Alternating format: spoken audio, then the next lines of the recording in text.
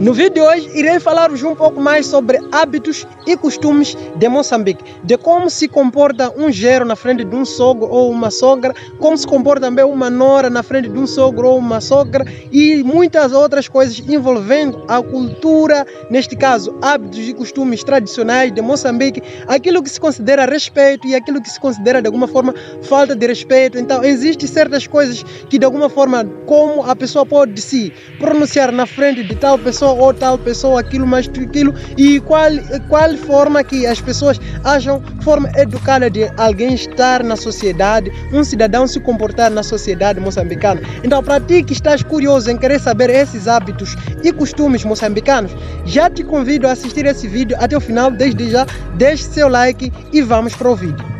Olá, eu me chamo José e neste vídeo irei vos falar um pouco mais sobre hábitos e costumes moçambicanos. Lembrando que cada região e cada povo, cada país pode ter seus próprios hábitos. Isso é influenciado cada vez mais por meio das suas tradições e é que acaba determinando a identidade de uma determinada nação ou de um determinado povo. Então, e quando vamos para um dos hábitos moçambicanos, vai sempre se notar que em certas ocasiões fúnebres, neste caso em momentos tristes, por exemplo, quando se vai consolar alguém ou uma família enlutada, neste caso estou a me falar nos funerais, os homens sempre são obrigados a usarem calças e uma camisa meio que um pouco mais formal.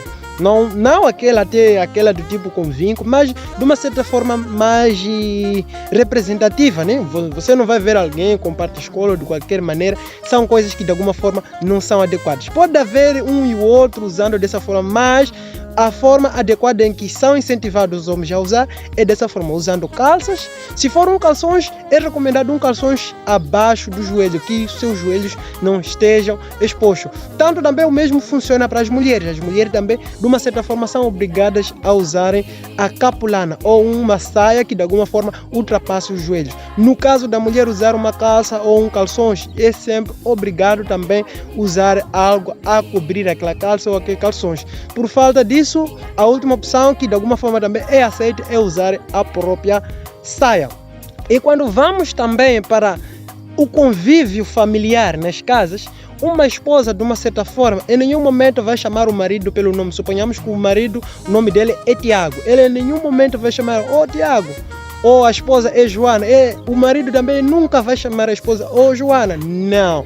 É sempre recomendado que o marido chame, por exemplo, se por exemplo ele já tem filho, então o seu primeiro filho acaba sendo o sinônimo de chamar com ele a sua esposa ou o seu marido. Então a esposa é normal chamar o pai de João e o marido também pode chamar mãe de João, mais ou menos assim. Então suponhamos que é um casal que ainda não tem filho, então é normal também se chamar da seguinte forma: mãezinha ou paizinho. Então acabam se criando certos apelidos que de alguma forma acabam se chamando para evitar o fato de se chamar pelo nome tal fulano, acaba sendo meio que inapropriado. E a mesma dinâmica também é imposta aos próprios filhos. Por exemplo, para nós os filhos, em nenhum momento eu poderei chamar ao meu irmão mais velho de tal fulano, ou aquilo, ou qualquer outra pessoa na sociedade ou na minha comunidade, que de alguma forma eu por mim próprio já consigo identificar que aquela pessoa seja mais velha que eu em nenhum momento sou incentivado a chamar aquela pessoa pelo nome. Tenho que chamar mano, e daí, depois do mano, coloco o nome da pessoa. Se for o meu irmão, chamo mano tal fulano. Se por exemplo tenho um irmão mais velho de nome João, chamo mano João. Em nenhum momento devo chamar João. Quanto aos nossos tios também, tenho que começar pelo título que aquele tio tem. Se por exemplo é um tio, eu tenho que chamar tio João. Se é tia Maria, por exemplo. Então em nenhum momento chamo sou João, sou não. Sendo, tenho que incluir aquele título ou aquela categoria que aquela pessoa compete a mim. Se por exemplo é irmão do meu pai, eu tenho que chamar tio tal fulano, o nome dele, tio Edson, tio aquilo, assim sucessivamente. Então em nenhum momento você deve chamar alguém de nome próprio, sendo que a pessoa, primeiro ponto, é mais velha que você, ou é algum familiar que de alguma forma tem algum título familiar na sua família, mais ou menos isso.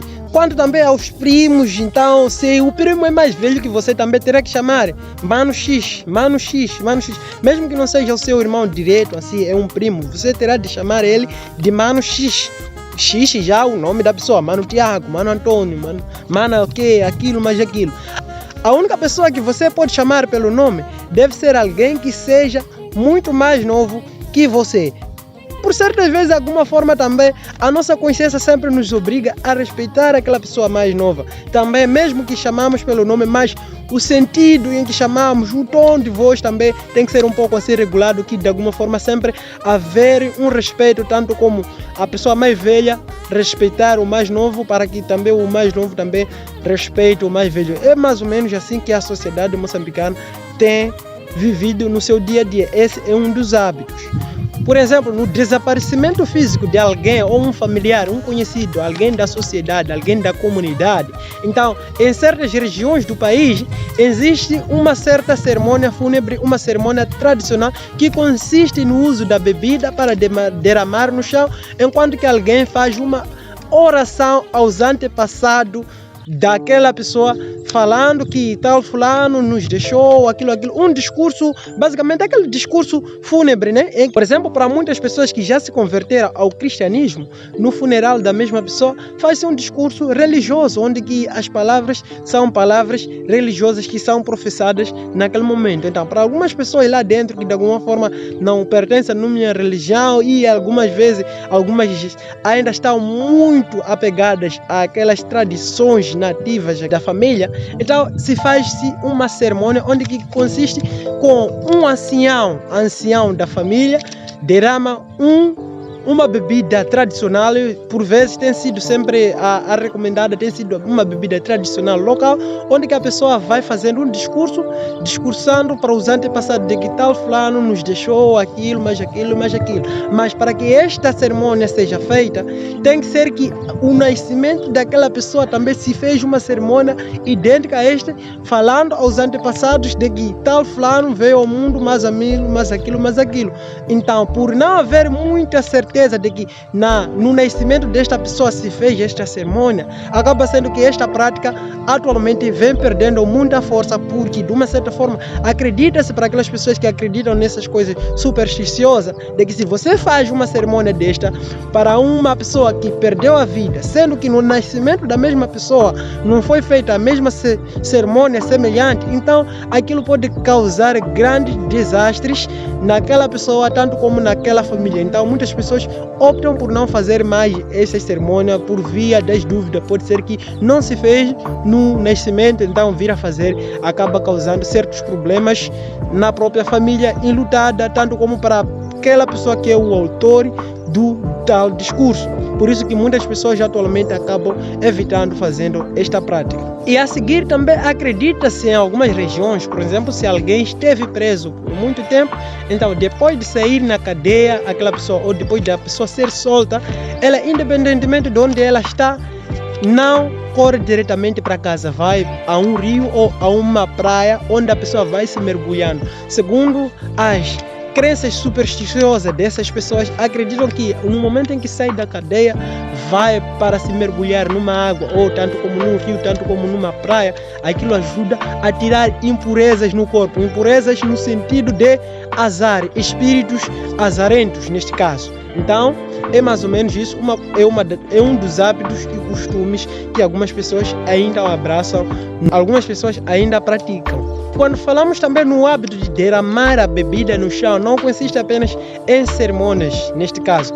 É normalmente na vivência, no convívio, assim, as próprias pessoas, por exemplo, alguém saiu do trabalho, está a querer tomar uma cervejinha, aquilo, mais aquilo, para descansar um pouco, relaxar um pouco. Então, na maioria das vezes, existem muitos moçambicanos que também têm o hábito de derramar a bebida no chão. Derrama um pouco a cerveja, é uma forma de gratidão, agradecendo aos antepassados pela proteção que ela está a ter, ou derramando aquela bebida é um sinônimo de respeito. A pessoa acredita que de alguma forma está a compartilhar aquele bom momento com seus antepassados. Esta é uma das crenças. E também, como havia dito no princípio do vídeo, por exemplo, quando um genro ou uma nora vai perante o seu sogro ou sogra querer saudar, neste caso, então é inapropriado a pessoa saudar o seu sogro, tanto como a sua sogra, de pé.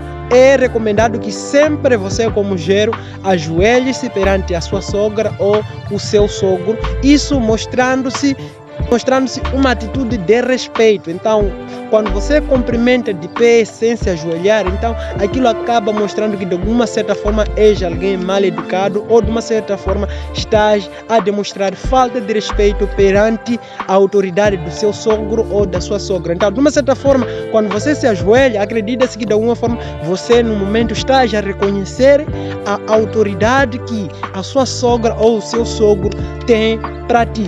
Isso é válido tanto como para o genro, tanto como para a nora. Os dois são obrigados a se ajoelhar perante o seu sogro, tanto como a sua sogra, mostrando um caráter de respeito. E para terminar o vídeo, uma curiosidade não tão muito importante, mas achei meio engraçada, mas também necessária de informar nesse vídeo, que a maior parte dos moçambicanos tem mais medo da chuva do que de carro. Bom, é uma coisa engraçada, mas é verdade, a maior parte de nós corremos perante a chuva, fugimos da chuva, mas não fugimos dos carros. Bom, é mais ou menos uma brincadeira, mas é uma realidade, não é uma coisa tão séria assim, não crítica, mas faz parte da nossa sociedade. Então achei necessário poder também compartilhar, apesar de ser algo tão irrelevante, mas é algo que acontece. A maior parte de nós fugimos quando a chuva está a cair e não fugimos quando estamos perante de um carro. Até é normal o carro passar tão próximo de nós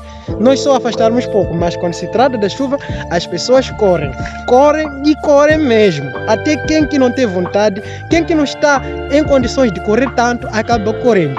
Bom, para ti que gostou desse vídeo, já te peço que deixe seu like, se inscreva no canal e ative o sino das notificações. Eu me dispenso e agradeço bastante pela atenção de todos e nos vemos no próximo vídeo.